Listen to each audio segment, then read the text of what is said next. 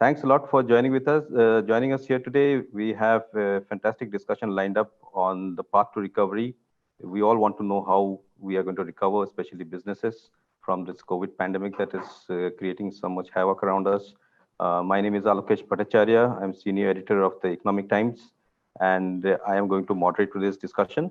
We have a very distinguished panel here today. Let me take you through a quick round of introductions. We have Shyamal Mukherjee, Chairman of PwC India. We have Patanjali Keswani, popularly known as Patu Keswani. He is the chairman and managing director of Lemon Tree Hotels.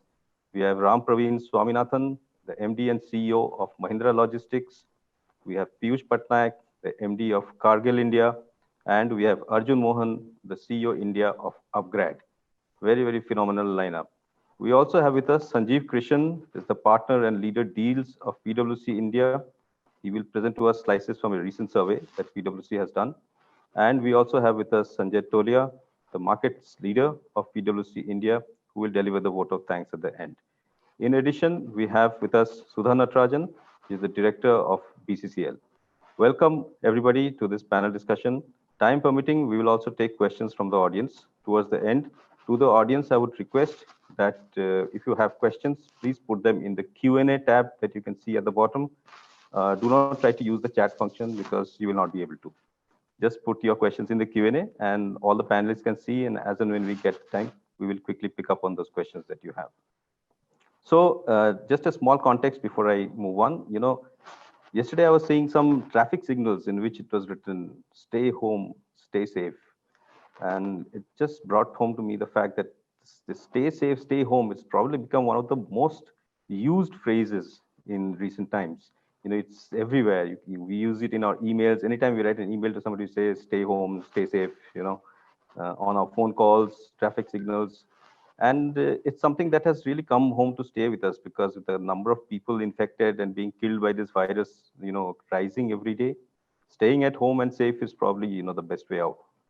But the fact also is that even if you stay home, you need to survive. You need the essential commodities, right? You need your vegetables, you need your food, you need other things. And so companies that produce them and companies that carry them around and distribute them, their business has to keep moving. They have to keep working, otherwise you'll not get what you need. Education has to continue. Education cannot stop. And therefore, online classes have become so popular. Traveling on work or leisure is probably just ruled out for now. And hotels, many hotels are doubling up as, COVID care hospitals. And they're just trying to lend their facilities for the greater good, which is a great thing. But we have to look at the recovery path and see, how do we get there? Of course, if all of you are well versed with business, and if you're going to look at the economic forecasts of the globe and India, it's you're going to go into depression. So if you look at the World Bank, or whether it's World Bank or OECD or IMF, the numbers of global GDP contraction, they range from 5% to 12%, depending on which report you're reading, and depending on whether the virus is going to make a second wave come back and how long it's going to persist. So this is likely to be, regardless, the deepest global recession in decades, despite governments world over providing a lot of fiscal support, monetary policy support. Despite that, this situation is there. And governments also, to provide that support, they also need money, and the government revenue is also drying up.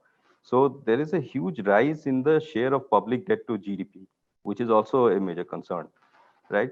But if you still look at that in India, there are some green shoots that are visible. And happily, we have panelists here who belong to some of those green shoot areas also. So we'll be having a positive discussion. While GST collections for July were slightly lower than in June, but the freight loading in July was higher than last July. And the exports in July were 87% of last year. E-way bills that were generated in July were higher than in June this year. So it shows that demand is there. It's not that demand is not there. The demand is there, but the conditions are not there. And so when this demand can be unlocked, it's anybody's guess, right? The best way to do a guesswork or an educated thing and do a better job of it is to do a survey, right? When you go and do a survey and talk to people who know the situation on the ground, and you get it done, because those insights then tell you what is the likely way that this industry is going to tackle this situation. So for that, I would now request Sanjeev Krishan of PwC to present some of the insights of the PwC survey to us. The survey is titled Value Conservation to Value Creation. Sanjeev, over to you. Thanks, Alokesh, and good afternoon, everyone. Let me just put up a few slides.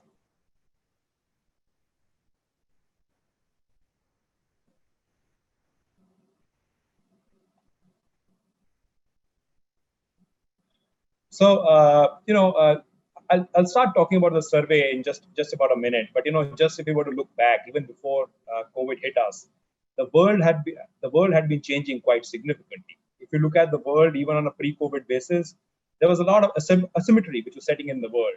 There was a lot of disruption that the world was experiencing. There was a lot of volatility which the world was experiencing as well.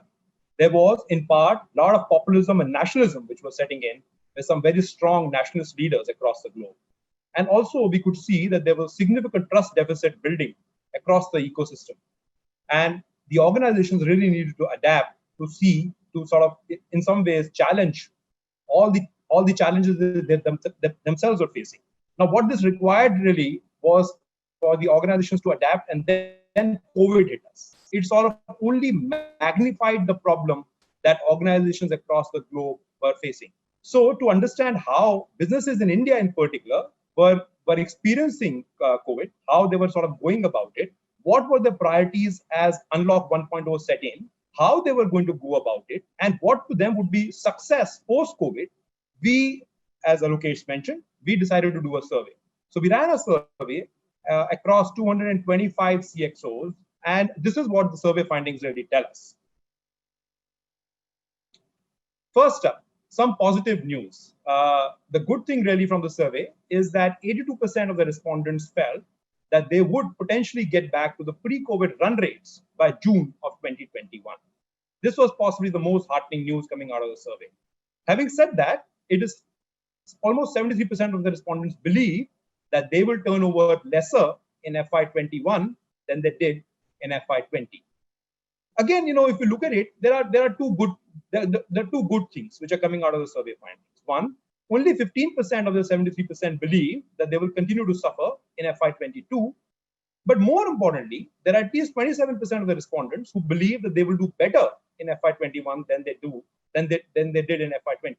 And even more importantly, 60% of these people actually felt that they had actually set in robust crisis management, and that is the reason that they will be able to survive this COVID crisis that we are facing at this point in time.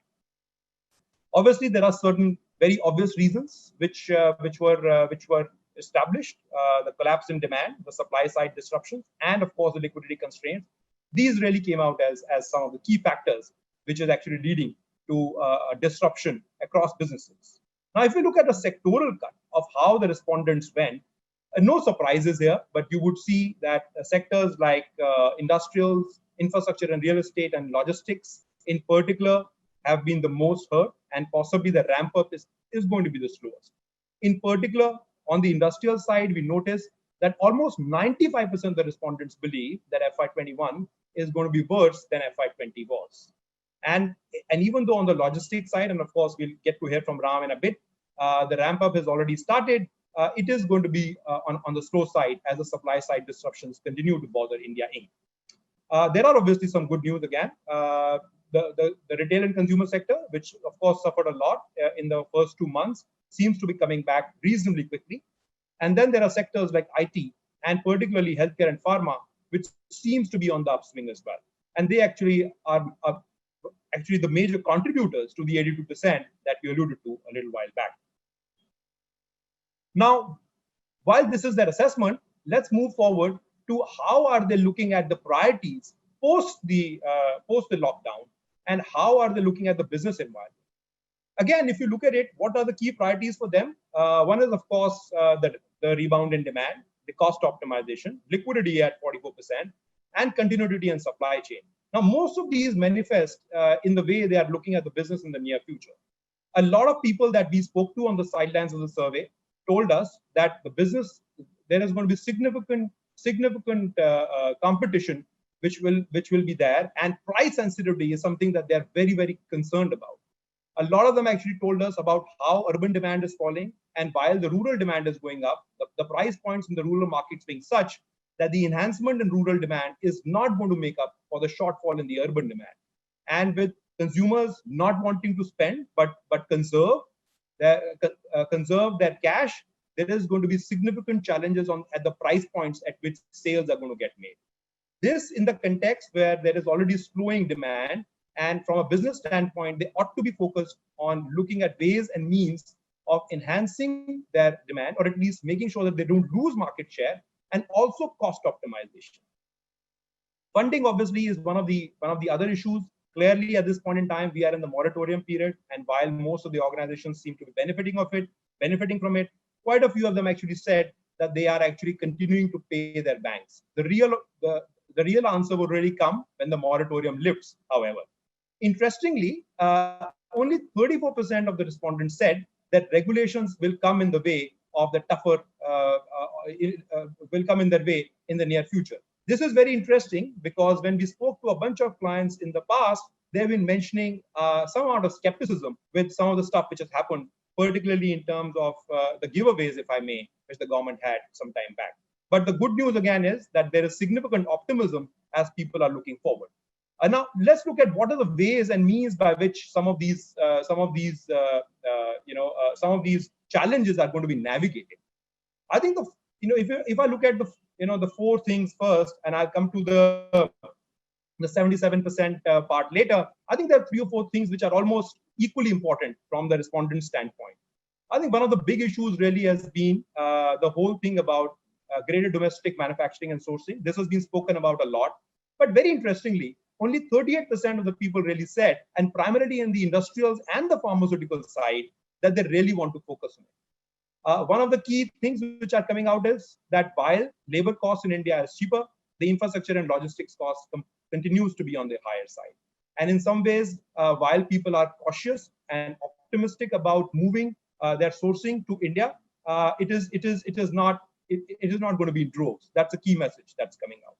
If you look at the logistics and distribution models, I think that's another one. People want to focus on multimodal. People want to get data analytics in the way they drive efficiency in their logistics. And this is, again, a key factor for them. Very interestingly, 37% of the respondents also believe that they need to actually collaborate and partner to augment capabilities. They also tell us that they want to conserve cash and actually be able to outsource a lot more rather than spend their cash building capacity inside. So this should be good news for outsourcers in particular. And again, 31% believe that they need to come up with adjacent products to make sure that they are satisfying customer needs, because customer needs are also changing and their wants are also changing. But you look at it, and the 77% and the 70% of the respondents tell us that accelerating digital enablement of their businesses is going to be their key priority. Now, this is a message which is coming out loud and clear, and this is a message which is coming across sectors, across businesses of all shapes and sizes. Whether it is industrial automation, whether it is robotics, people are saying that they need to focus on digital enablement, and it is about really efficiency and speed of decision making that they want to use digital means and ways. I think this is something which appears almost irreversible at this point in time as businesses set themselves to take on the post-COVID challenge.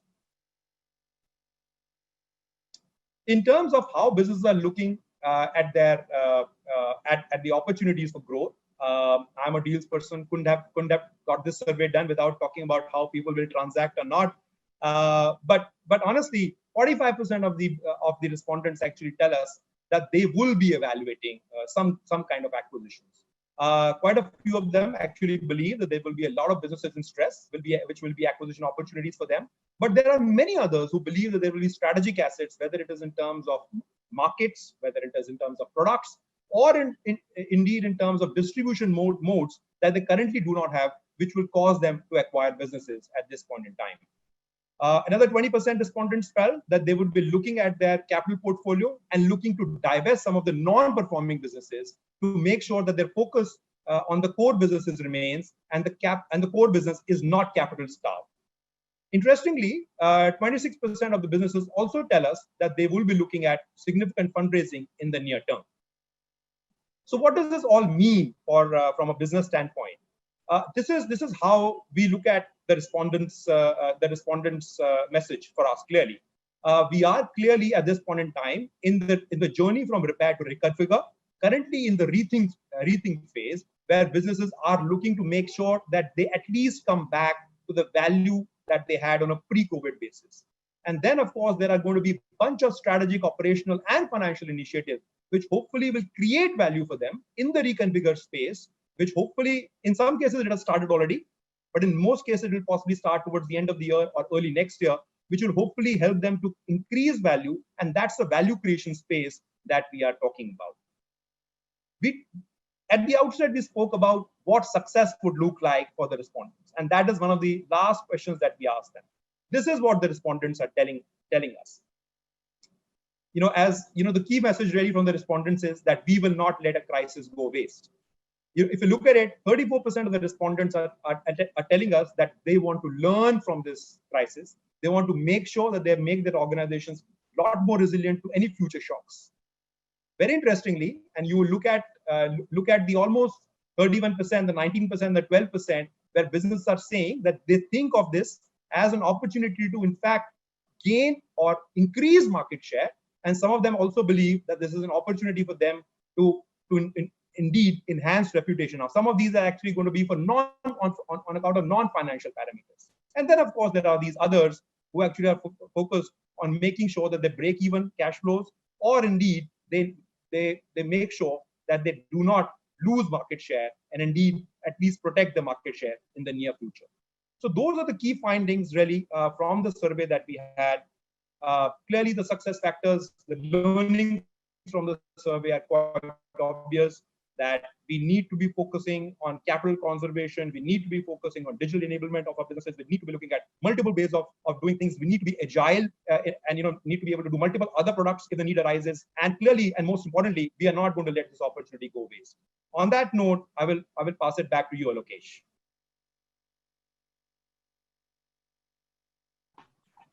You can stop sharing the screen, Sanjeev. Sure.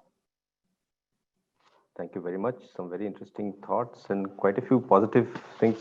Trust business people to find positive even in the most negative situation.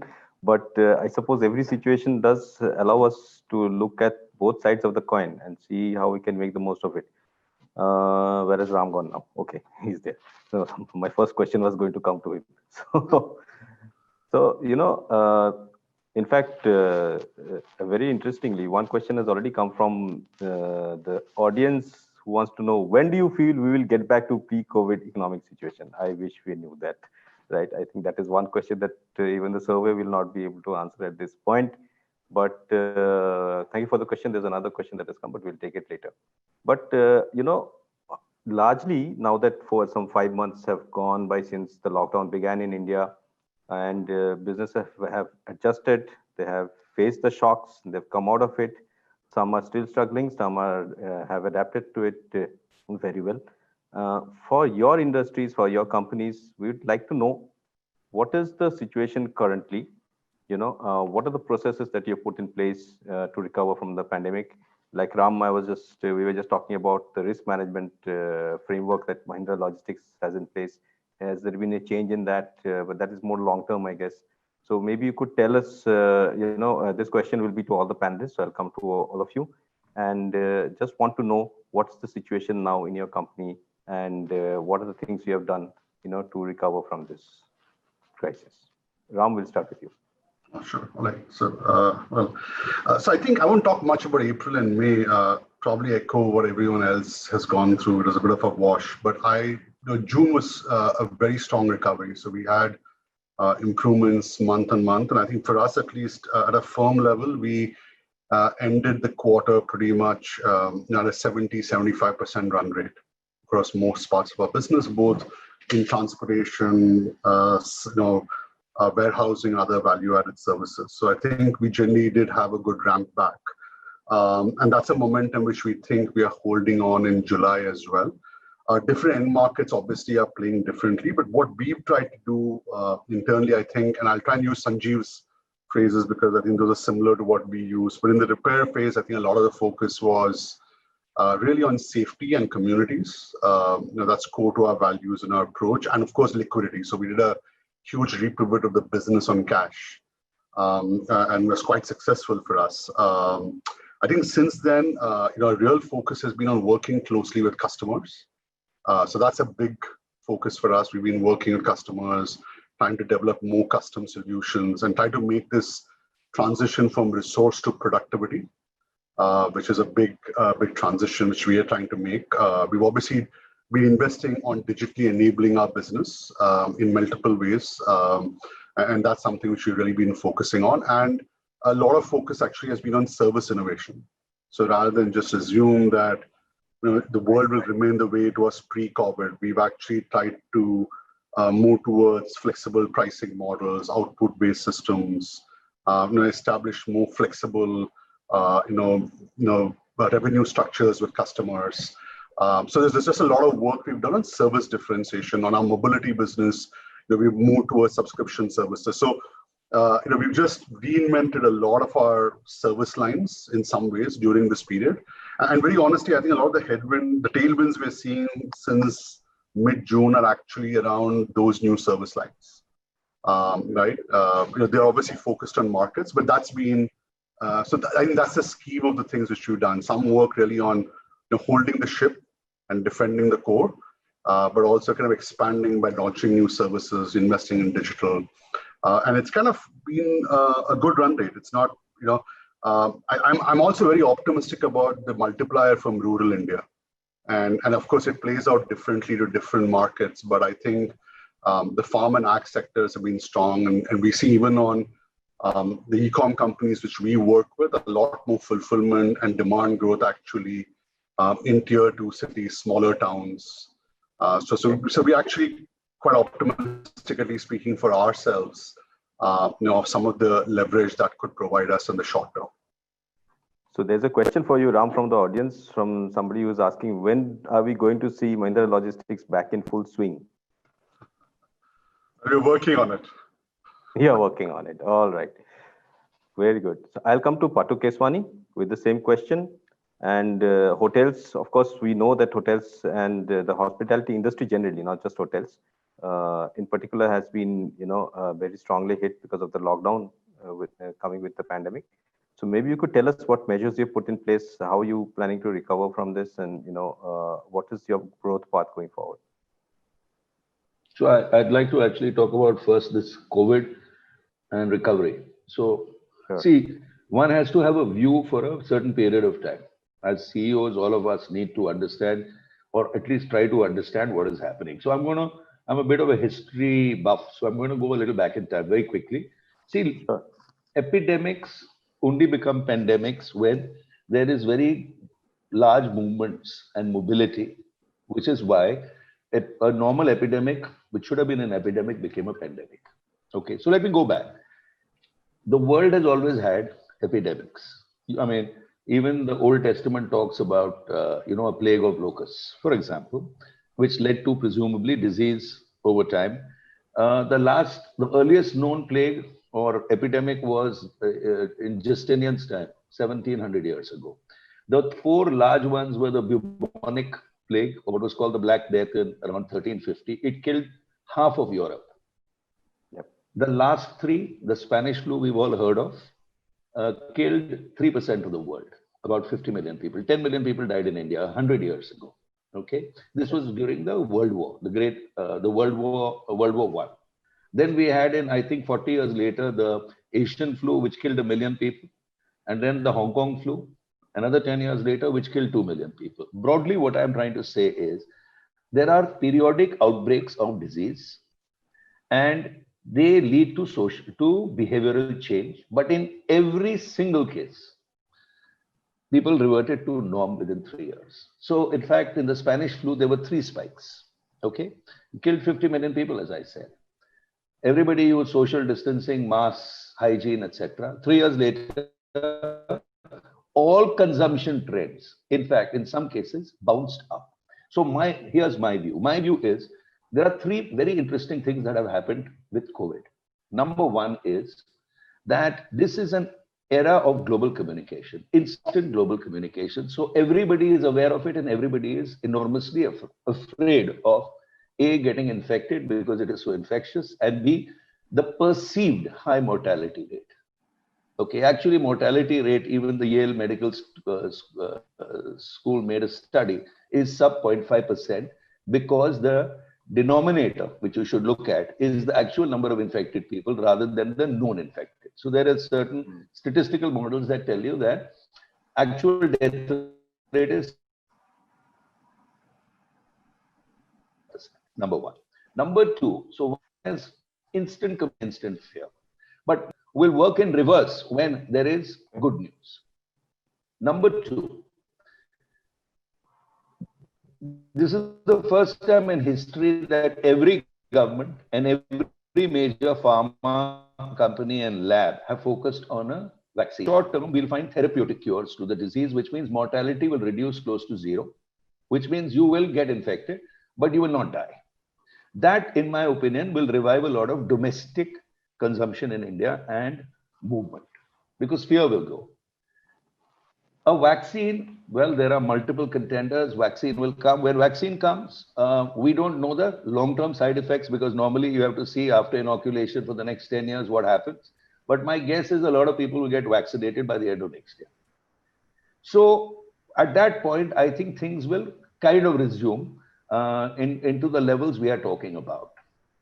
So what has happened in hotels? When you look at all this instant communication, instant fear, no clarity on when will this infection rate, what will it reach? So I suspect that in India, we will cross 1 lakh known infection cases every day by the end of this month.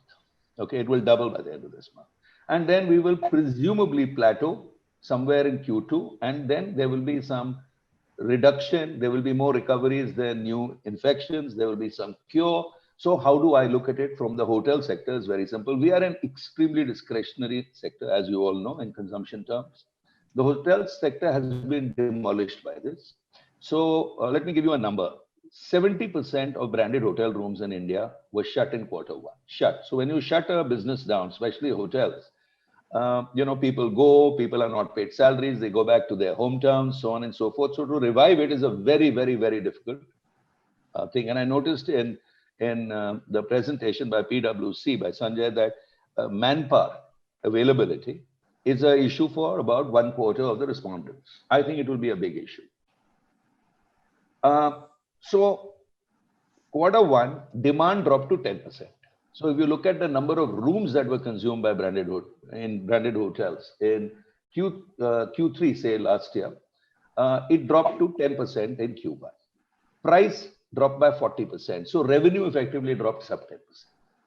Now, hotels are highly capital intensive, long gestation projects. They're generally leveraged to at least 1:1 debt equity, have 70% fixed costs. So the real challenge is that how do you survive in the very short term by cutting your costs? And all we did actually as a company was we said we will lay off nobody. That's the first principle, because and number two, we want to keep as many hotels open as possible. So we have about 8,000 rooms, about 15% of the mid-market in India. And we kept over 70% of them open. We made sure, the key costs that you have to control in an environment like this are basically only three. One is payroll.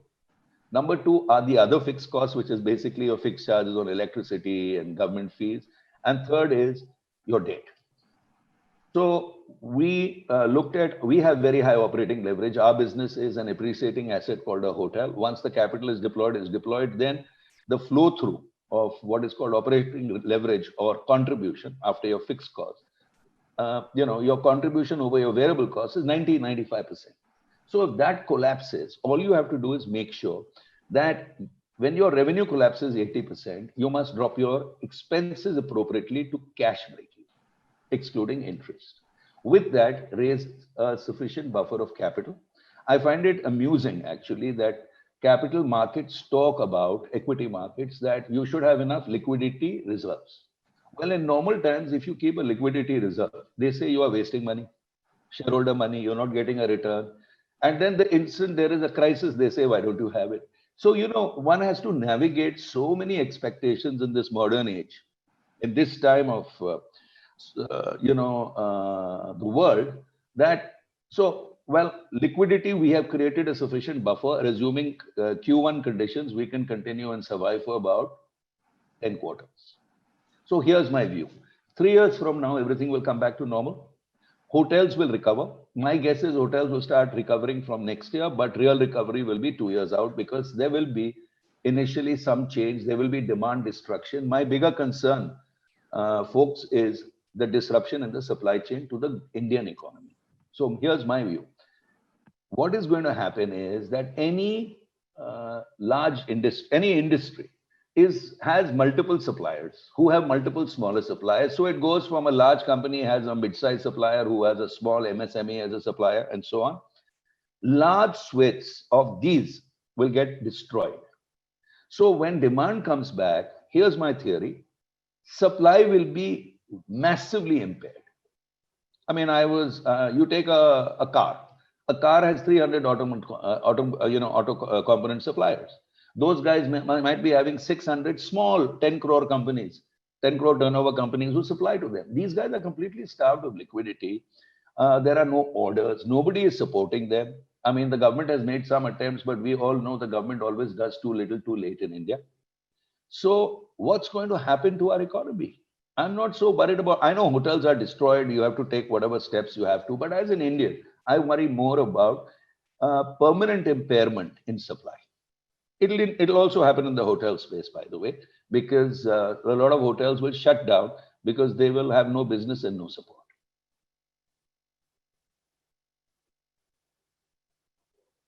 You're on mute, Alokesh. I'm just taking a deep breath after that. 3 years, we'll all be back to normal. You got to navigate 3 years. That's really scary. I remember speaking to JB Singh of Interglobe Hotels, and at the time it was early, it was probably end March or April, and he was saying that even if the crisis gets over, the day the crisis completely gets over, it will take another 90 days for the hotel industry to even start thinking of a recovery. Well, JB is a dear friend, but I don't agree. I think that it will be a very gradual increase in demand because of fear, till everybody is inoculated and the fear is over. So as we are really front end of consumption, this will be true for multiplexes, for retail. Yeah, it will be true, no doubt. In fact, like I was saying, and you have painted the picture so very accurately, and thank you for being so candid about it. But we have to face what we have to face, and it's really a bad situation. But for companies like Upgrad, it's slightly better, a lot better, if I may say so. And Arjun has a very broad smile. And Arjun, maybe you can tell us. I can't ask you how this thing has impacted you, because it has not impacted you. Like, it has really given you a kick upstairs, so to say. I mean, I was expecting that you will come to me after Patu Keswani, because you will expect that after such a commentary, you should go to thoda positivity hona chahiye. Yeah, so tell us what's happening. Sorry. Yeah. Last caveat before Arjun. This is the worst case. And I think as CEOs, you have to only plan for the worst case, because everything is upside. Absolutely. Totally. Yeah. See, EdTech, whatsoever it is, because of the state we are in, has been in the forefront, has been in a lot of press in last few months. So what's happening really is that large number of people, take the entire K-12, the working population, who is predominantly, the working professional who is predominantly our target audience, have been sitting at home for last 5 months. There is a substantial amount of uncertainty, both in the parents' kids' mind, as to what will happen in future. This has resulted in a lot of them trying out what online education is. And I repeat, trying out what online education is. So they have been a lot of people, the fence sitters who never took online education seriously, now has been forced to do it. So the observation which we had was that April, March, and May, there was a substantial growth in the traffic of people trying out online education. And this is true across, right from early, early learning to K-12 to test prep, especially government examinations, because these guys take break and are waiting for those UPSC examination, to the professional learning segment. There was almost a 5x to 6x growth. And at that time, you also know investor interest is still very, very high. Everyone was like saying that this is the moment. I personally would say that this is a big opportunity for us. There's absolutely no doubt about it. But if I look at the number of people who finally ended up converting, paying money, and at a revenue upside, that I won't say it's at a 5x, 6x growth. So what I'm seeing is that a lot of these people, or a big number of these people, require serious amount of convincing to actually take it up and pay out the kind of ticket size which is associated with online education across. I'm talking about the full edtech space. So what has happened is that there has been two group of people now in edtech itself. One group of people who had the infrastructure to run that conversion. When I'm talking about infrastructure, I'm talking about the sales, marketing, the people who can reach out to the customers, pitch to them, explain to them, give the services, had the product which when given to customer on a sampling basis finally converted. So those are the category of people who have been actually able to convert. A good number of these people who are trying into paid customers, while another group of people large number of people who were just trying to get that traffic, the conversion has not been great. So I would say that net it has been a movement which has helped online education, because there has been no other options as such. But I would take it, I would say that it's the right time. We should be ready with what is going to happen in future. There is good amount of uncertainty with our TG also. I saw a sort of a uneven, as Padu was also saying, sort of an uneven rebounding coming up. In April, there was a huge number of people. It took us substantially more amount of time to close a sales cycle in April and May. Again, in June, with positivity, it started improving. In July, again, there was a lowdown. So fundamentally, it's been a market of a company or an organization or a team which has the metal to it.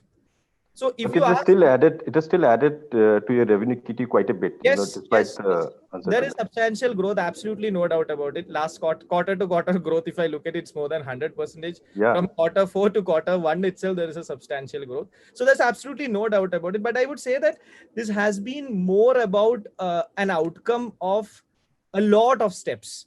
So for instance, I joined the company on 1st of April. And the company had the agility to let a top management person join online and never come to office so far in last 5 months. The entire organization which was doing online education has become an online organization. We decided to leave off our offices. We have canceled the lease of all, out of the 7 offices, we had 8 offices, we have canceled the lease of 6 offices. We have only 2 offices now. We have declared work from home till December. We have clear-cut SOP for every possible role on how to do it. And we have been executing very, very hard. So the way and we have been one of those companies who did not pull back on marketing investment, although a lot of others did it. So I would say that this is a time where you need to be ready for the worst and hope for the best. There's no other options here. And it's just about keep observing what is happening. Like there's no point even looking what was your data last year or even last quarter. It's about what happened yesterday or what happened today morning. So all those things have been, the systems for all those things have been incredible amount of changes the company went through. So that agility is what I think is the only thing which is going to help us through. So I'm an optimist. I'm an optimist, and I would hope that things will come back in next few quarters. But yes, history tells us a different picture.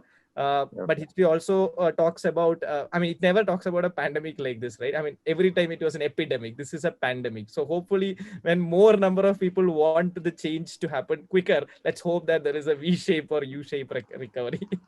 Yeah, let's hope that we have a V-shaped recovery. And like Patu was saying, many more people were killed in the previous epidemics and pandemics than this time. We tend to lose sometimes lose track of that perspective a little. The number of people killed in the last 100 years ago, it was absolutely unbelievable, the number of people that were killed.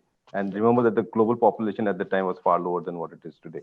Absolutely. Right. So I think we can pat ourselves a little bit, for having done that slightly better job. I'll come to Piyush. Cargill, of course, is one of the world's largest food companies. And in India also, you tend to play a little bit of a backseat, but you have a great business going here. And so, Piyush, you tell us a little bit about how Cargill has dealt with this issue here in India. And maybe you can give us some global perspective also. Yes, certainly, Lucas. Thank you.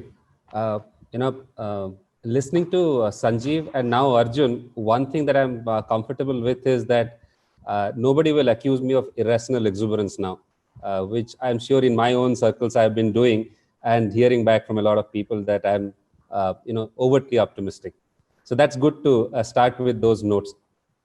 I think I will, when this started, I think our immediate thoughts were obviously with people safety, which is at the top of line in terms of our own values globally.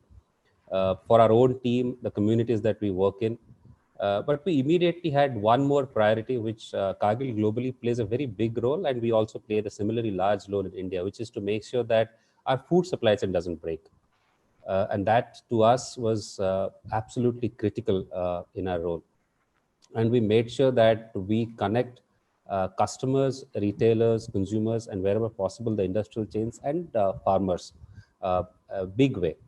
And this is exactly what we have done in other parts of the world also, to make sure that in many categories and many food commodities, we have a fairly large role to play as a company which connects different parts of the world, from the origins to the consumption points. We made sure we do that. In India, in particular, in the categories that we play in, we made sure that our factories run. We deliver in various ways to the retail points and wherever possible with disintermediation also to the consumption points. So that we continue. Obviously, over the last 4 months, the definition of essential has evolved and is fast evolving. Definition of discretionary has also changed. Absolutely. And it's true because indulgence in various forms is now becoming part of essential, even when we are homebound. So I think the focus on what is now getting redefined as essentials continues for us in the business. And as is coming out very clearly in the PwC survey, everybody is doubling down on technology. And whether the technology in terms of how we run factories, how we connect to the retail points, how we touch consumers, I think all of that is happening. In fact, I was happy to hear Arjun saying that he joined in our company also. One of our senior leaders joined online and hasn't been to office from the day she has joined office. So for the last 4 months, so it's fantastic. We are all adapting. We're all adapting really, really fast. Couple of things which are definitely happening is that demand, particularly for baseline consumption, is slowly coming back. May was better than April, and June has been better than May, and July, as we see, has turned out to be better than June. So it's clear that there is latent consumption demand at the ground, and how do we service it? How do we make sure that all of that is happening in a synchronous way without breaking the overall supply chain is something really, really critical. And a lot of enablers will work in that.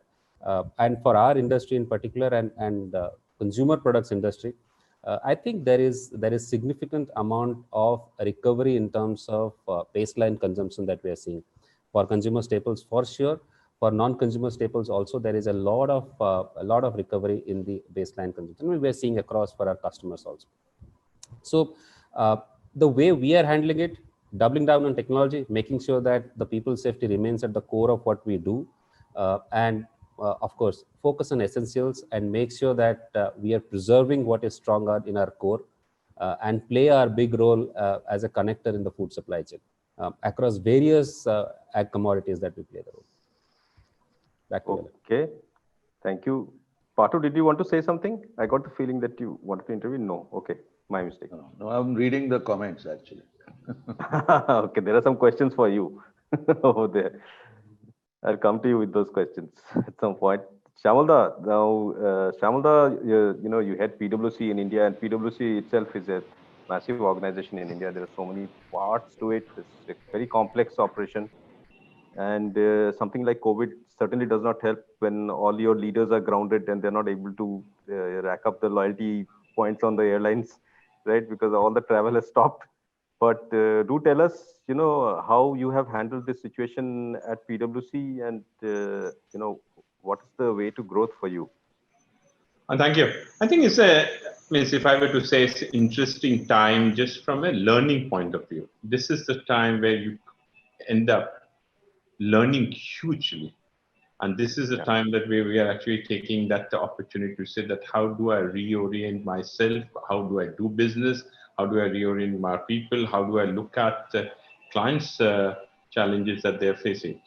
So there's a great opportunity in that sense. Yes, it's a challenging time. So I think when we first went into this, obviously the first couple of weeks went into trying to find out that is this going to be a longer period or a shorter period. But once you realize that this isn't going to be new normal, a couple of things that we quickly took into say. One is center of we have 15,000 people, and we are a people organization. That's all that we have. Is the employability and safety is number one priority. I think we quickly, and that was in everything that we do. And we have people from, it's not a complex business, but it is obviously people with people with diverse backgrounds. I think people coming from colleges, grad colleges, management schools, engineers, accountants, and therefore there is a whole lot of people who come in at every point of time. Is that how do we keep them safe? How do we keep them motivated? And how do we think about their employability? Because as people are building their careers with us, we owe it to them in many ways. That the fact is that, and let's do everything that we can keep them in at work. That was number one. And therefore the things around health, things around wellness, things around well-being, things around connectivity. I think our biggest challenge is how do we continue connecting with people outside the work? We're very good. I mean, when in normal circumstances, we will get engaged with people on work and do it. But when people are sitting on their own, and we have many people today who were on their own in big cities, caught in this pandemic, couldn't move around. And we had that as a, how do we reach out? And so you create this ecosystem where you keep on communicating and engaging with people. The second part of that was, and we had been investing in technology, not now, but for the last many, many years. So we could easily, and we moved into work from home at least 2 weeks before the whole lockdown came in, because our infrastructure allowed us to do that. So 15,000 people, on an average, we would have two instruments per person. That means 30 to 40,000 devices should actually be able to, your infrastructure should be able to handle it. And once that was up and running in no time, and that helped people to understand that they are connected, they can deliver work, and that gave them that confidence. So that in many ways, we looked at infrastructure investment was not just because of delivering work, but it allowed people to remain connected very well. So that's the second part of it. The other one is around people this is a time where the trust, you need to build up trust of a very different type. And therefore it is incumbent on all of our leaders is that how do we build trust with our people? And the trust gets built up when you have open communication, when you make them inclusive in the whole journey that you're doing. And therefore, from whether it's from my end or the business leaders point of from their end, there was constant communication with our people so that you are able to tell them where we are, you are able to share with them the challenges, the opportunities that you actually have, and the learning that we're getting through it. Somewhere we also realized that when you're working from home, you're almost 24/7, and people have this feeling that if you're at home, you should be working, and there's a 24/7. So some amount of discipline around the teams that, guys, this is office time. You have to respect people's personal times. Give them off. Stop working after a certain period of time, and therefore, and then we 24th of July last, we actually announced let's have a pens down day so that people could really take off and be on their own, even though they might be at home. But that's what it is. The other one is our position is very clear. We have opened all our offices. The offices are there to be used like a business center. That if you really need something as a support, we will reach out to you. If your laptop counts down, our ecosystem allows people to be reached out. The hardware gets replaced. But if you, for some reason, need to come in the office, that is the limited period that you can come in. Otherwise, work from home. If you have to go to client side, senior leaders get into that discussion with our client that do you really need people on site? Can we actually deliver from home? So that's the first round on that. And if it is required, then go out and only in exceptional circumstances go and meet the client. So clearly that was the number one on the people side. The second one, as our survey would say, you have to get your balance sheet right, because at the end of the day, you will live another day if you have the liquidity and you have the cash, and therefore there was a huge focus on your working capital management. It's not about are you making money or not, are you getting the right amount of cash to run your business in, what do you do? And a huge, as we advise clients on cost containment. The first assignment I gave out to my specialist team is take us as PwC as your client in these times and do your cost containment exercise on ourselves. So it is the same thing as Arjun was saying, that whether we look at the real estate, whether we look at the other infrastructure cost, we haven't given up space yet, but our position here is that we should reduce at least 20 to 25% of real estate costs as we go along. This is not because of cost only, because we clearly see going forward, the way the work-life balance will change is that people will continue to work from home. We do not believe that, and that may not be also good for our business, that 100% work from home would happen in a very long time. Yes, we think that till next year, till September of next year, we might have 50 or 60% of the people back in office. But clearly, you would have situations where people will start working in shifts, people will start working on alternate days, people will start working on, and that is not because of pandemic, not because of health reasons, but because it just becomes more efficient. It just gives back time to people. And the other thing is, we've been trying all this years is about this flexibility in working life. And we were always been struggling. And you know why it is? We all leaders believe that we need to see someone working. And when you see someone working, means see someone working across your table. And that what I see is the big learning that we've actually seen is the increase in the trust. We are all trusting everyone. We are trusting our supplier. We are trusting our customer. We are trusting our people. We are trusting everyone that we touch, because now the only way you can actually do your business is going online and doing technology without that physical touch. So that trust has come back. And that is the other thing that we want to preserve this going forward. That surely there's a great learning that today we bring in the trust in our workplace, and including dealings with your customers and other stakeholders. So that's on the people side. On the client side, I think what we've seen is we've also. There are complex assignments that continues to get delivered. There are people wanting to raise money. There are people who get disinvesting. There, as Sanjeev was saying, the M&A transactions happening may not be at the same pace at which Sanjeev would have loved it, but all those things have now to be delivered in a very different form. And the clients are also accepting the delivery. And that's the other learning that you actually, and there's a change in many behaviors that will happen, including when you actually talk to the regulators, when you talk to others, everyone is accepting a different way of delivery. Things that is really on top of our agenda as we look into our business is we see our technology consulting and all around that digital really working, in that sense that that's something that we're working with businesses who are progressive businesses, those that looking at the phase of reconfigure. But good businesses are looking at how do you reconfigure our businesses, how do you make it more digitally enabled, take advantage of digital, because clearly we see business models will change and has changed, and that will remain. New business models will emerge regardless of the fact what happens to pandemic, where it goes. So I'll stop here. Correct.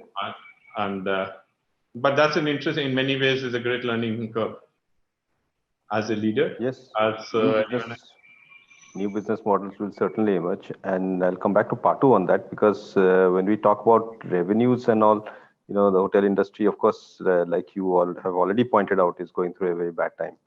For somebody like Lemon Tree Hotels, and for you yourself, we started with one hotel in 2004, and you are past 60 hotels now, if I'm not mistaken. 80.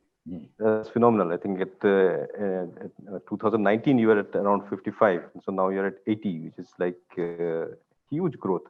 So that growth and the business model that you have used so far, and from the revenue point of view also, you have to keep your business running. There will still be people, your employees, who will come into work, and you have a lot of specially abled people who work in your organization, right? You have a policy for that. You encourage and hire a lot of 1,000 people.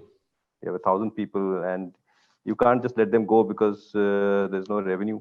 So I wonder, what you are doing and what is the new paradigm for your business, given the impact of this COVID. And optimization of costs and all is one thing, but are you looking at your business in a different way? And there's a question that came, you must have seen it, about how are Airbnb and others going to handle this, who are competing with you and the other hotel chains. Is there a new way of thinking about the hospitality industry? So let's start with the cost side. See, about 70% of our costs are fixed. So typically, if you look at us, say, in a normal month, if we do, say, 100 rupees of revenue, our costs are about 70 rupees, of which 50 are fixed, broadly. Okay. So the first point is that if you do worst case scenario planning, which we did, we said, suppose revenue drops by 60% or 80% in the worst case, which is, by the way, where it went.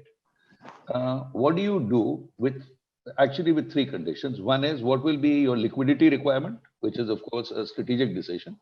And how do you plan for that? How long do you need this liquidity to cover your costs, to be a going concern, which we tackled separately by raising capital. The second is that at 20% of your normal revenue, and with very gradual incremental improvements over the next 2.5 years, how do you variabilize your fixed costs? So basically, let me tell you, I'll give you an example. A large element of our costs are people. We have 8,000 people in our company. And when we reviewed it, we found that 42% of our wage bill was with 800 people who were the managers, the leaders. So we had two options. One is we tell half of them, that you go and leave without pay. So when I put this forward, I said, listen, the plan is let's share the pay. So I gave them an option, and they voluntarily said, we will take a 50% pay cut. And the senior leaders, who constitute actually a very large part of our payroll, though they're only 100 in number, said we'll take a 66% pay cut. I took a 100% pay cut, and that dropped that 42 to 20. Then the other 7,200 employees, some went on leave without pay because they asked for it. It was nothing forced. So that, which was another 45 came down to about 35, 37. And in between the other expenses and payroll, 15 we brought down to 2. So effectively, we brought our fixed costs, payroll costs, down by 50% without laying off anybody. That was the first thing. Power and fuel, which is another large cost in our business, because we have, I don't know, we must be having 10, 12 million square feet of hotel space. That we brought down by 57%. Okay, we looked at every single thing. Well, heat exchange, a much greater manual / automated control over air. I'll give you an example. We raised the air conditioning temperature in our hotels from 20 degrees to 23 degrees.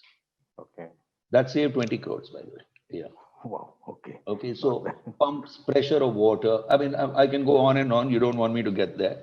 So we looked at every single expense, and everything discretionary we cancelled / deferred. So we spent 35, 40 crores a year renovating our hotels. We said we won't renovate it this year. So to broadly put it in perspective, we managed to bring our costs down by 2/3. So that 70 came down to 20. Our revenue came down to 20. Therefore, we broke even. The only thing then was that how much debt do we have? Now, the tragedy is in our business is that actually we had a very low debt equity till 2 years ago. Then things started improving, and nobody planned, obviously, for COVID. So we really went to 1:1 debt equity, which means our debt went up to about 1,600 crores last year. with a lot of new hotels we opened. You alluded to it, saying from 55 you went to 80 55 hotels. in 2019, yeah. Yeah, so about 2,000 crores of capital work in progress was operationalized in the last 18 months. So fortunately for us, we believe in a very simple philosophy, which is a hotel is an appreciating asset. Any debt I take should be ballooned. So 80% of this debt has to be paid still 6 years later, actually 9 years later. So our repayment is little. Our interest costs are at about 9%. So we've funded ourselves that, assuming worst case scenario, which is the Q1 of this year, if this continues for 8 quarters, which means a very marginal EBITDA, then we need X amount of money, which is what we have got liquid in our company. Okay. That's it. It's very simple. But my broader view is that digital, we are working extensively on contactless stuff. So we are looking at digital for employees, for the organization, and digital for customers, and also at some level, digital, if you please, for vendors. Okay, but that's what we are looking at. And the second critical thing which we have said we will do is we will pay all our MSME vendors on time. Earlier, we would take 2 months, 3 months peacefully. Now I have requested my finance team to pay them within 30 days because, this is referring back to our earlier thing. I know we still screw up on it off and on, but what I have told them is we must keep cash flowing to people who have a very little liquidity. Okay. We'd expect that from you. Like Shamal said, no, I liked what Shamal said. You have to build trust with 3 stakeholders, most importantly. Actually 4. One is your employees first, your customers second, that you are doing everything right to ensure that they are safe, with your vendors, because they, if you kill them, then you have no business, and then with society and government. So, I read some questions, a bunch of questions came to me as to, do you have quarantine hotels? Yes, we've tied up with Apollo and Medanta. We have about, I think 4 or 5 hotels, which are COVID asymptomatic patient care centers. And there is no contact. It's managed by the hotel and us, and we have every employee of ours is in PPE. And we have a hospital level set of procedures to ensure no infection.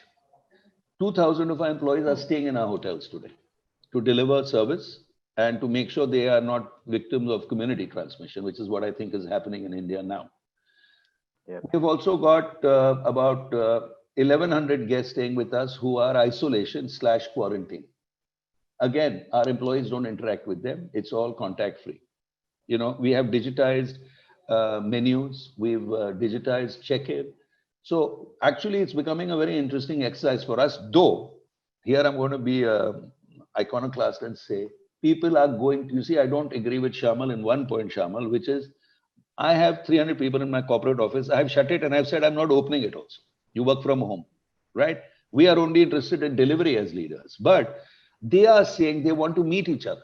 You see, the culture of collaboration and camaraderie is missing now because it's so remote. This is one dimensional what we are doing. So I'm going to open the corporate office. I suspect that you're going to need it for your social needs. No, but I agree with that point. Absolutely. And that's a great point that you make. Again, this is to people on the line. Just for people, this social part of it, we all grew. And we are today, somewhere we are actually consuming that social capital that we had over these years by building it up, not through just going through a structured LNE calendar, learning, but through contact, by watching people like Pattu do business. Next generation of leaders will get born. And if I only see Pattu on the television screen or on the computers, I don't think so we will deliver the next generation of leaders. So I think that would be one I wanted to have your views and others, that what is that side that we would miss, and which I clearly, in our knowledge business, I clearly think that's a big challenge, that the next generation of people coming through, including people like us, we're all consuming what we had. How will we replenish? So I'll give you an example to answer that. I was talking to 2 friends of mine who run 2 large restaurant chains. Okay, one guy Hari and one guy Ravi. Okay, they run the Domino's and KFC business. And of course, they were bemoaning the fact that there are only curbside takeaways or home deliveries. But I said, when I talk to my colleagues, they're saying, when can we meet each other? Of course, there is fear, and it's our job to ensure they don't meet. I'm not going to open any office because if one guy, poor chap, is asymptomatic and gives it to 10 others, it is our responsibility. So broadly, what I feel is that in 3 years, just like what happened in the other 3 epidemics/pandemics, we will meet each other. We are social creatures. Okay. Yeah. Working from home is not an option. It's just devastating psychologically and socially. So, what you got to do is plan the worst, etc. I'm happy to hear that Piyush and, Ram Praveen and Arjun are so bullish. That's great news because they are my customers, like you are, by the way, too. But my job in my business is to say 3 years later will be fine, but the next 3 years is so much demand destruction for us as a business, for our industry. And we need to just survive that. Everything else is upside after that. And in the meantime, you want your employees charged. So I'm mulling over how do I get them to be social, yet be safe. Absolutely. In fact, towards the beginning of this conversation, I had mentioned that, we used to do these events on the ground, and that's a different feeling because you all come together and meet and greet, and, the social part of it is entirely missing. But just to come back on this to Piyush and Ram, on the supply chain issue, because both of you, Ram is a very active participant in the supply chain delivery system. And Piyush, you are, a huge user of supply chain. So you would have a multi-tiered supply chain, right? There will be so many layers in your supply chain. You will have different sources of, sourcing, so to speak. So have you really looked at what are the supply chain challenges? How are you addressing the supply chain now that, there are regional lockdowns also, which are creating more trouble? There is a weekend lockdown in my place in Ghaziabad, right, in UP, and there is some other lockdown in some other place. So there is no uniformity in anything. What does that do to your sourcing plans, to your inventory planning, to your partners who are in your supply chain network? How are you handling these situations? And the same question to Ram in terms of how you are handling that. Just a moment, Alokesh, to actually add to Alokesh's question, which is more here and immediate. I want also to throw open what are the opportunities you see going forth for supply chain management, because are there going to be fresh new logistics centers that you are going to look at?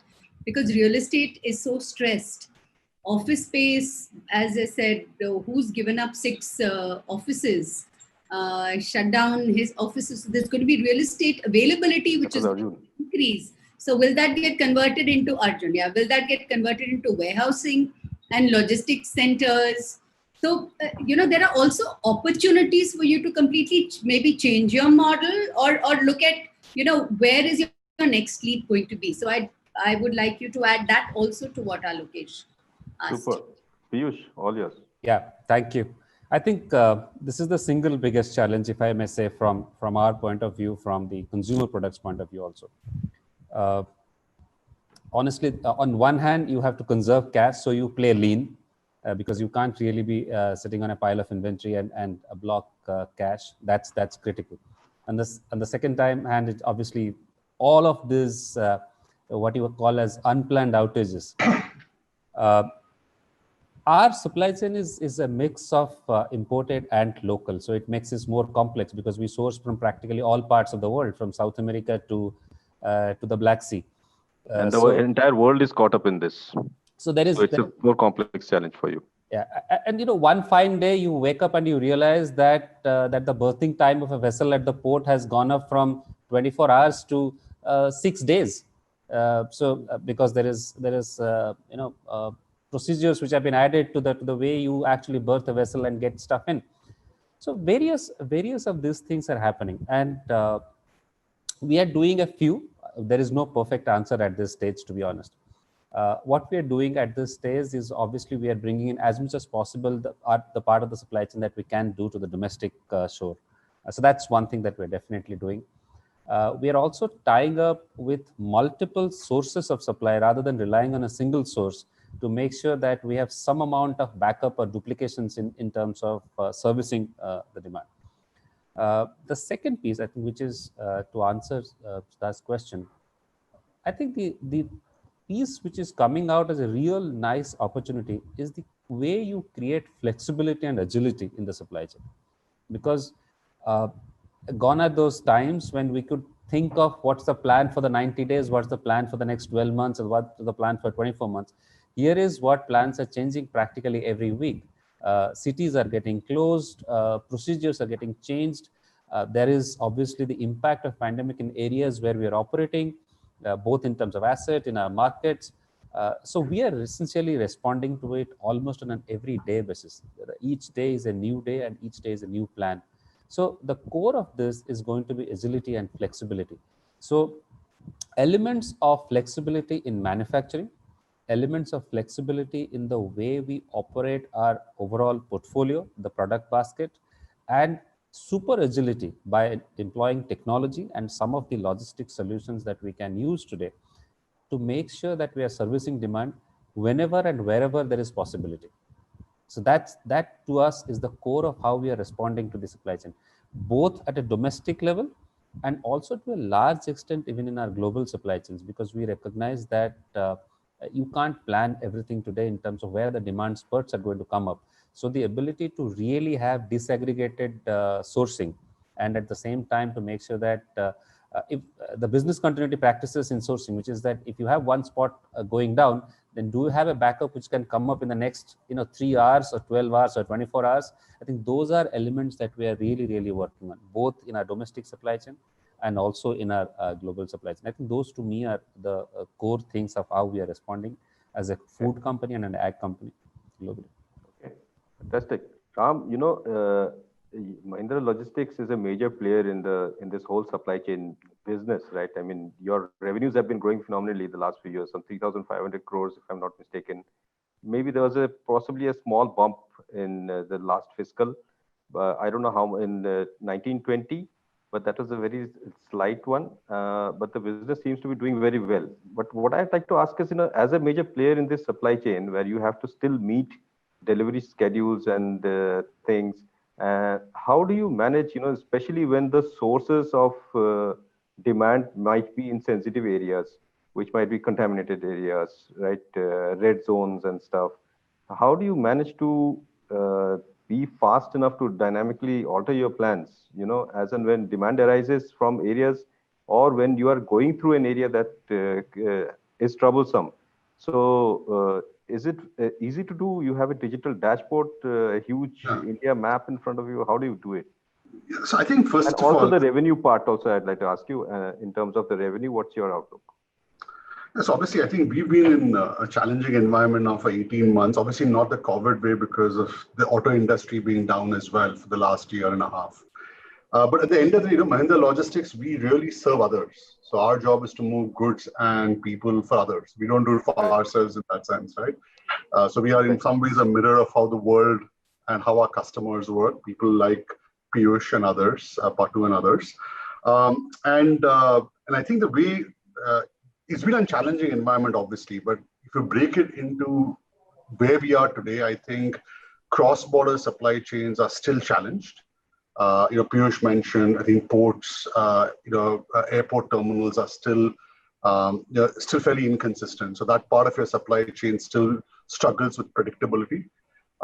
Domestically, I think long distance logistics and movement has started coming back. And I think you would see that in e-way bill data and so on, where I think highway movement of vehicles have started coming back. Reverse migration still remains a very big challenge, frankly, with drivers and so on. But I think it started coming back slowly, and every firm has a different approach. But I think we've been able to kind of bring it back. One thing I would say is supply chain is more than logistics. And one of the concerns I have from a recovery perspective is that I think in automobiles, the automotive sector and manufacturing as a whole, and I think Patu alluded to this in his comments earlier on, that you are just below the OEM, there are tier one vendors, and you got to go down multiple layers down, right? And it's at the lower ends of that chain where visibility is poor, capital liquidity are problems, reverse migration is a real challenge. So those are not just problems in transportation or warehousing, right? They're also supply chain problems in their own way. So I would just be cautious to define that. While I think we're seeing improvements in things like transportation, I think the challenges broadly around building a robust and resilient supply chain, I think are still there. Now, what we've tried to do, obviously, is we worked through the lockdown. So we have 15,000 employees, 17,000 vehicles, all pretty much an asset-light model.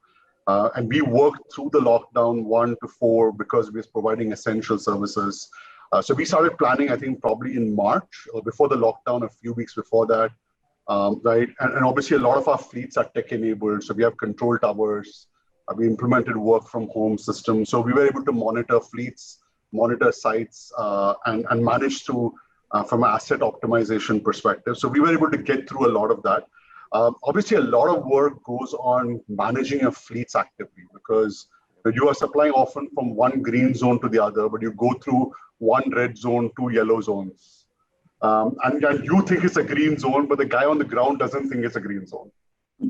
Right? So he still stops your vehicle and says, aap nahi ja sakta. So it's just a lot of your tactical operations where you just actually have to manage fleets, I think, pretty much online. And it's been excruciating. I think many of our teams have actually worked just 7 days a week. Though I won't say 24 hours, but that's been kind of a stretch which you have to keep at least our control towers and our tech systems going through that period. I think as we look at the future, I think there are two big things. What I think customers are asking us for, I think one good thing, at least from our perspective, just happened is supply chains become a CXO conversation, right? And there's a lot more deliberation on that. And it's not like, it is a set of trucks and a set of godowns. Right. I have all these kind of anecdotes around it, but it's really not like the Sholay or the Hindi movies of the 70s anymore. Right? The Godown has all the thugs sitting in it. Now we really have a lot of, I think, executive attention around building resilient supply chains. I think what customers really want from us, I think, is far more flexibility on cost to serve, a lot more agility in terms of speed, and I think very importantly, a great need for line of sight. I think there's an increasing awareness that your first layer of your supply chain is actually not all of your supply chain. Right. So where we see clearly a lot of opportunity is really that, one is fulfillment.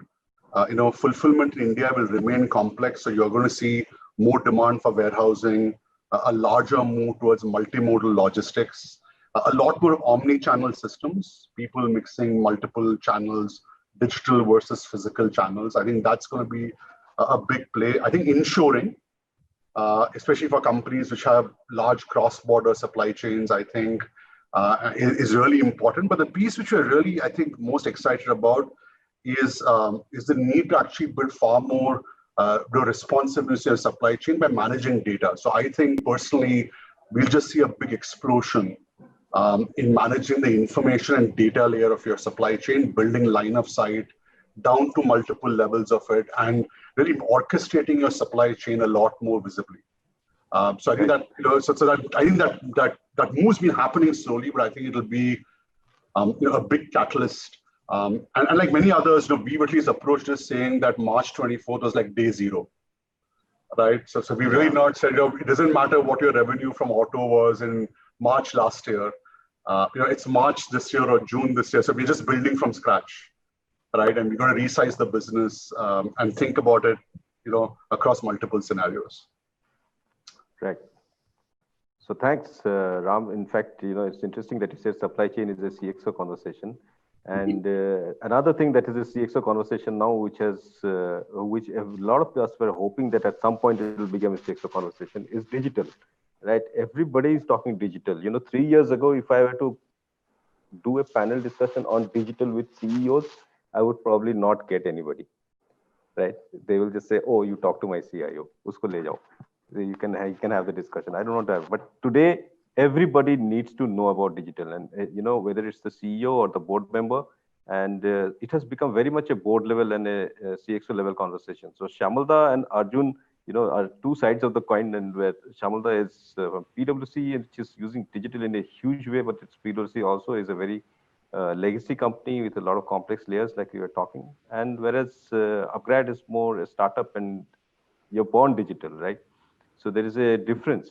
But Shamalda, I would like to ask you, in terms of technology, like digital technology, has your view of this changed because of the pandemic? Is there? You have already alluded to it in part in your first, when you in your earlier comments, but a little more detail into. Do you think there is a change in mindset at the board level, senior management level, in terms of looking at technology and considering it? Let me start at our end. And the fact is that for us, technology, this technology was a disruption always happening pre-COVID. And we've been on this journey for at least 3 years from now. We want be one of the biggest user of cloud in many ways. We have our CRM system, we have a collaboration platform, and we have our employee engagement platform. They all work on cloud, including our working papers and other things for audit and other things that we do. It works on cloud. So for us, technology has been a medium in that sense of doing business, and we've clearly adopted this at least 3 to 4 years back. And that allowed us to move into the working from home seamlessly much before anyone could do it, because we had all planned. We didn't plan for an epidemic, but we had planned. The fact is that people should be allowed to work from anywhere. It was not planned that people should work from home, but the whole was from anywhere. So, and are able to access to your knowledge base and the database that's sitting on the cloud. So from that, the other thing that we started 2 years back is what we call is our Acing Digital initiative, is getting each and every person in the organization to go through the digital upskilling. You have to understand the new technology products coming into the market. You don't have to be an expert, but you need to understand the usage. You need to understand, and we have been spending huge amount of money in upskilling there. The whole idea is that if you understand technology, the advantages of technology and what it does, you are able to do two things. One, find a better solution at your workplace, do that, and we actually allow and promote people to innovate at their workplace, in that sense that how do you actually make your work processes better, help them with the innovation at the workplace. But it also helps you find solution for your clients. And that has held us in good state. What has happened now, and answering to your question, is you're right that when you were pre-COVID or anything, when you go to a boardroom, that the whole thing was around whether it is the infrastructure is secure or not, everything is there. No one used and seen that. And now, obviously, there were companies who were progressive, like who could see the benefit of using technology in a manner that you will build business models around it.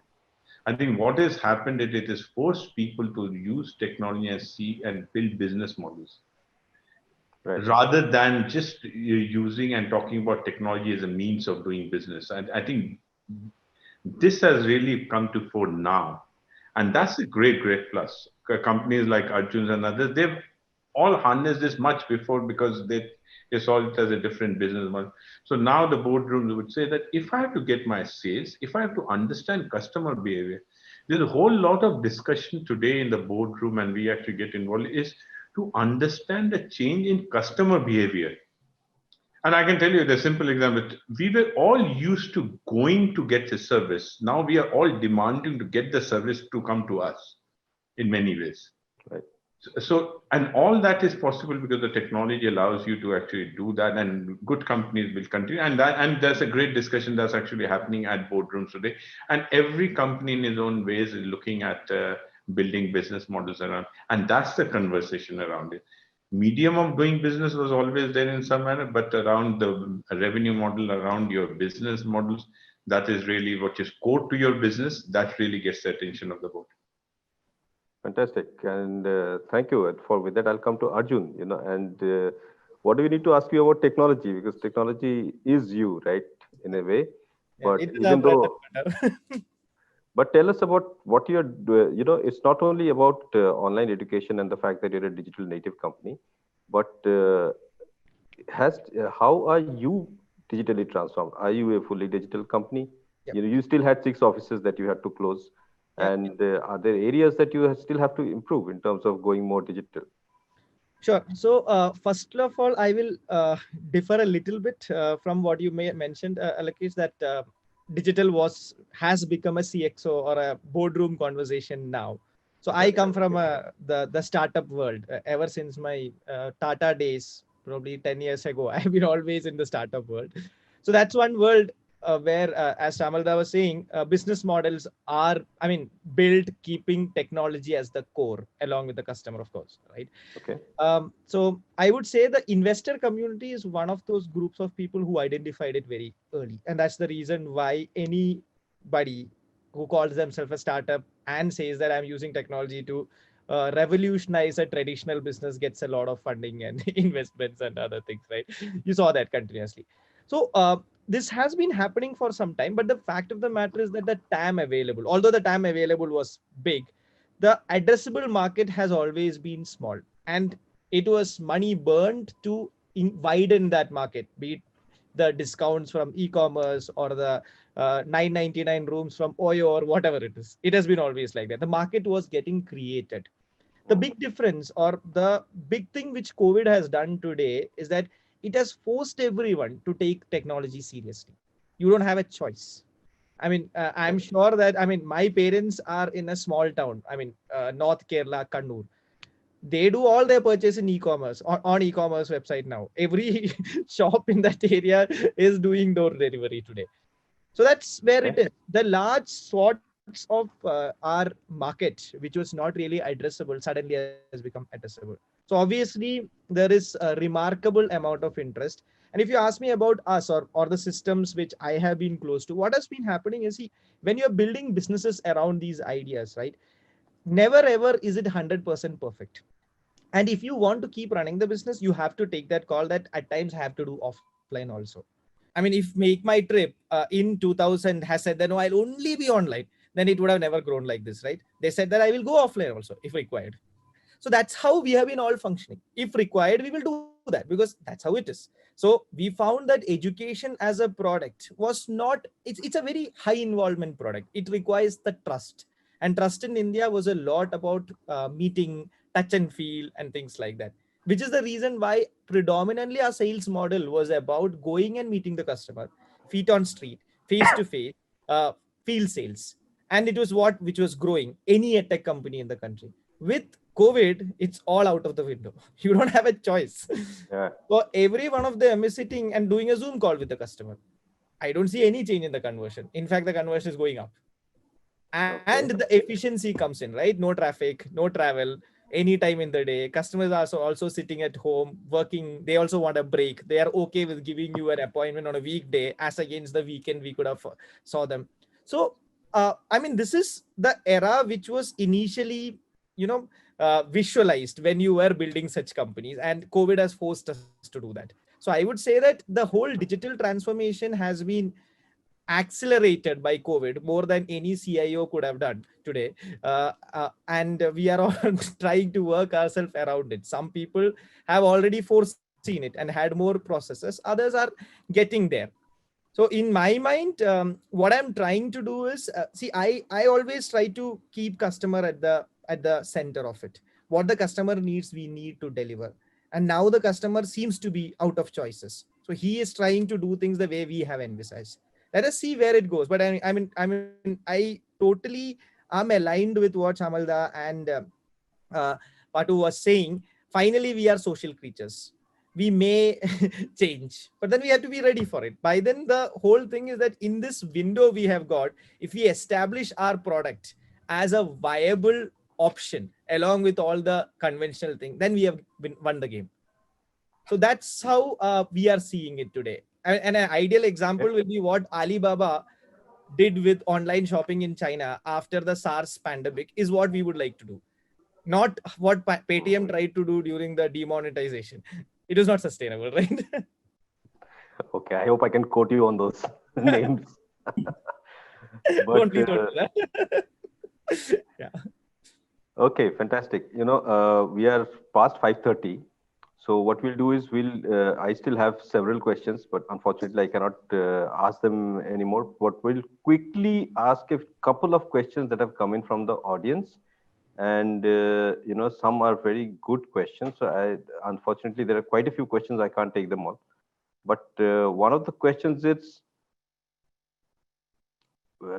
it gone? Yeah. Okay, this person has not named himself. It's like anonymous attendee. Does it seem logical to aim for pre-COVID standards, or should we set new standards for ourselves? Like our measures of success, is the economic success metric going to change after COVID? It's open to anybody who wants to answer. Piyush. I will take a crack. Alex.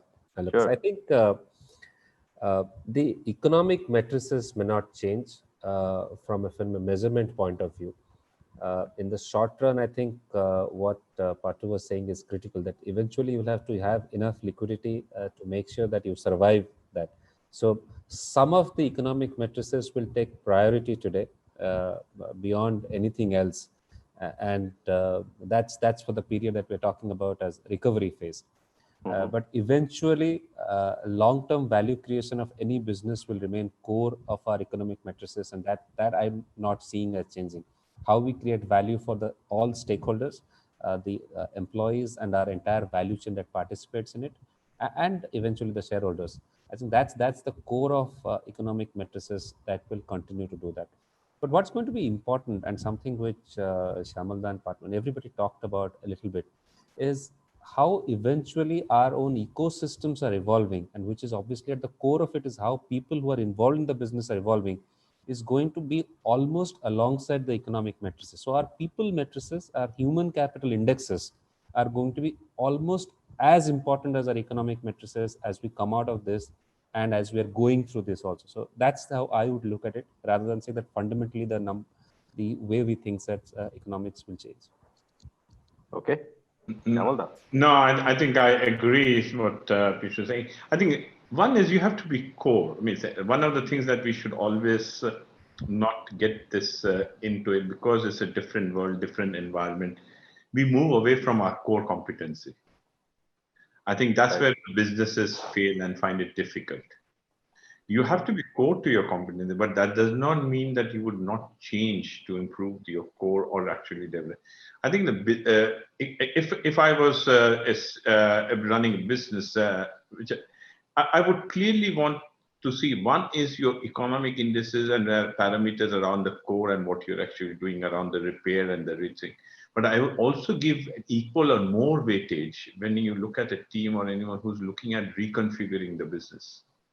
I think, that is where all leaders of the businesses would need to rethink that. How do I allocate resources, not just on the first two parts, but also on the third part, the reconfigure, because we will lose a trick if we do not focus on the third part. And it is not going to be business as usual that pre-COVID we go back, and because the world has changed, the biggest change is your stakeholders' expectations have changed. You cannot unwind that expectation at the end of the day. If your stakeholders' expectation, whether it's your customer, whether it's your society, whether it's your government, whether it's your customer, whether it's your people, their expectations have changed. And that's something that we should. They would expect something different. And that's where you would put also equal weightage or more on people and team. You don't have to get whole of your, and that's other risk that do I get whole of my organization thinking about what should be, that's another risk that you run. Right. You have to get your basics right, your core competency working, but also have equal amount of investment or slightly more about the new world that's coming up. Okay, slightly simpler question, but this is straight for Ram. And the question is, in an industry like logistics, supply chain, transportation, how can work from home be successful? Not a very strategic question, but it's still interesting. So I thought I'd just bring it up. It's interesting. So I think so we have all our, we implemented work from home in early March. Work from home from early March. So all our sites, we have 500 operating sites. I think many of those sites obviously have operating personnel, which are on site. I think we've leaned around 20% of them who are non-essential back to a work from home model. But roughly 80% of them still are actually on site. But a lot of our back offices, our sales teams, our corporate office, so those all have essentially transitioned to work from home, starting early March. And I agree with Patu, by the way, that I think a lot of our employees would like offices to reopen, because work is such a big part of our lives, right? So they would definitely want that, myself included, actually. But that said, we have been able to successfully do it, and we've learned. Going into it, we learned from people like Shamal, Da's company. In fact, PwC helped us launch SAP, go live on SAP in the middle of the lockdown.